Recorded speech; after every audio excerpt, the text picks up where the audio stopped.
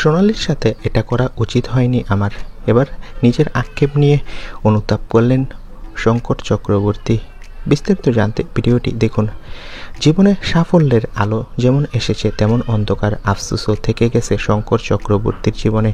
2022 সালে স্ত্রী সোনালী চক্রবর্তী চলে যাওয়ার পর অভিনেতা নিঃসঙ্গ হয়ে পড়েন। সম্প্রতি এক সাক্ষাৎকারে নিজের ভুলের কথা অকপটে স্বীকার করলেন তিনি।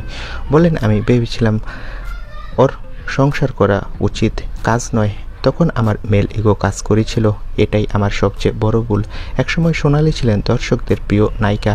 খ্যাতি আর জনপ্রিয়তায় তিনি অনেক এগিয়ে, কিন্তু শঙ্করের একঘেয়েমি, অহংকার আর পুরনো মানসিকতা স্ত্রীর অভিনয় জীবন থামিয়ে দিয়েছিল। অথচ সংসার, খরচ, এমনকি শঙ্করের জামা কাপড় পর্যন্ত সোনালী চালাতেন। আজ সব মনে করে শঙ্করের বুক চাপা অনুতাপ। ওর কথা শুনলে হয়তো অনেক দূরে এগোতে পারতাম, অনেক কিছু জমাতে পারতাম। ওর সাথে যা করেছি তা কোনোদিনও করা উচিত হয়নি। এটা আমার চরম অন্যায় হয়েছে। এই ভুলের কোনো ক্ষমা হয় না।